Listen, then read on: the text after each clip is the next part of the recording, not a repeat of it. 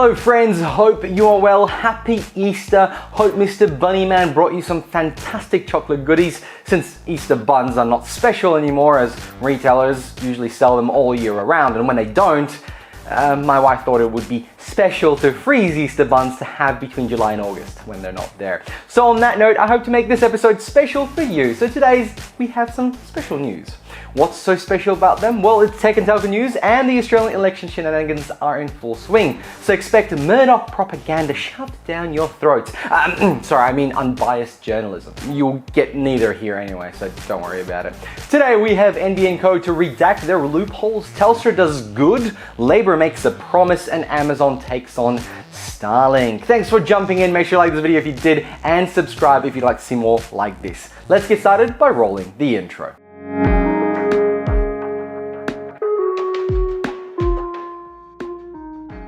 NBN Co. is in a bit of a pickle. That's not to say they haven't been in other pickles or bigger cucumbers as of late. This time around, the ACCC announced they feel obligated to publish the Special Access Undertaking document, a sort of rule book for the NBN on how they should be pricing things for the full public view.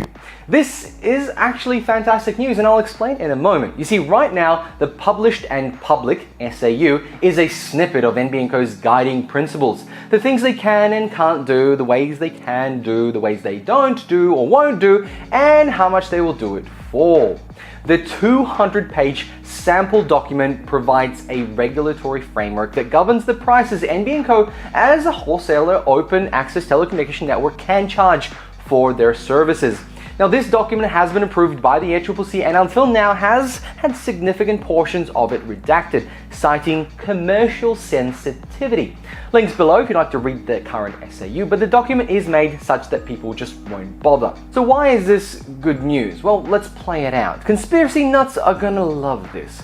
A government agency redacting the rules that they are governed by just before it gets published to the public, and they are citing commercially sensitive information? Right, it's just not gonna fly.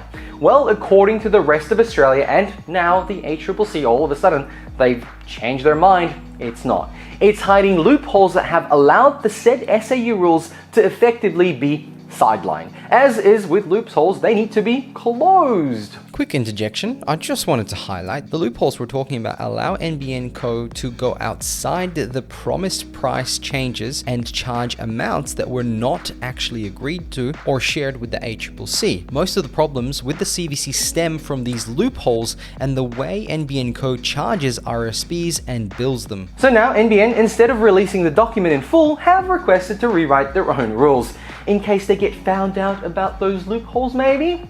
You cannot make this shit up. Imagine being NBN Co. and your loopholes are about to be public knowledge, so you go off and rewrite your own rules to close those loopholes, or at least create new loopholes for those loops. Loopception!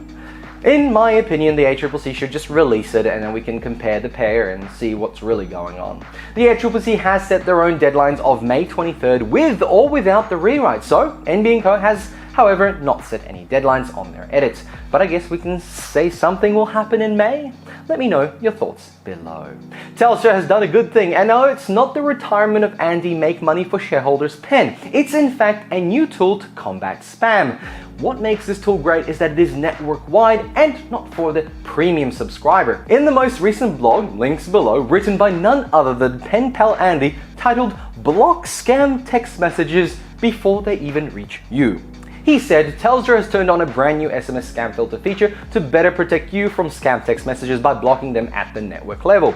He didn't go into detail how the system works, but said that if an SMS message looks suspicious, Telstra will block it before it reaches you. He wrote, automatic machine scanning picks out suspicious content such as malicious links and combines them with other patterns and characteristics like the time, the sender, the number of messages sent, and the recipient. Wait, they're scanning me for spam? I'm wondering if he meant machine learning, not scanning, but I'm no CEO, so I digress. Maybe people don't even know what that is. There are also protections in place to ensure legitimate messages still get through, so we won't block commercial messages from banks and other large businesses, government departments, emergency alerts, and Telstra applications like Message Bank. Oh, those will get through every time. Now, I'm all joy and a little bit of tears with this one, but I can imagine some less popular, e.g. crypto websites using two-factor authentication could fall into this net, but good news overall, you can still turn it off. Most customers will be seeing the benefit already. However, you do not want any SMS messages sent to you being blocked. You can opt out by sending an SMS to this number with the words filter off. And if you change your mind, you can turn it back on by sending the same message to the number saying filter on. Are you on Telstra? Have you seen less SMS spam? Let me know in the comments below. Let's move on. Obviously, the elections are on and there will be a lot more stories out there of million-dollar promises. Always take those with a grain of salt until it actually happens. This time around, Labor has pledged $400 million to improve non-metro mobile coverage, of course, should they win the election. Why is it always a catch? The cool thing is Labor will do a bit of due diligence, which is more than I can say for the degenerates at r/ASX bets. Beware, ASIC is watching. Labor has pledged $20 million to this audit, which will use Australian Post vehicles with mobile signal measuring devices, so those little cretins traveling around will be able to build a map with signal strength. Of course, this is as long as your regional residents get any mail. Labor also promised a further $250 million in other connectivity projects, and speaking of money, if you're looking for a great NBN provider who not only has good customer service but fantastic speeds, then check out the link below for Aussie Broadband. Using my code, you'll get $50 for your first month's bill. Next up, last and certainly least, Amazon is looking to take on Starlink. Elon is quivering in his boots. Maybe he'll tweet about it. Who knows?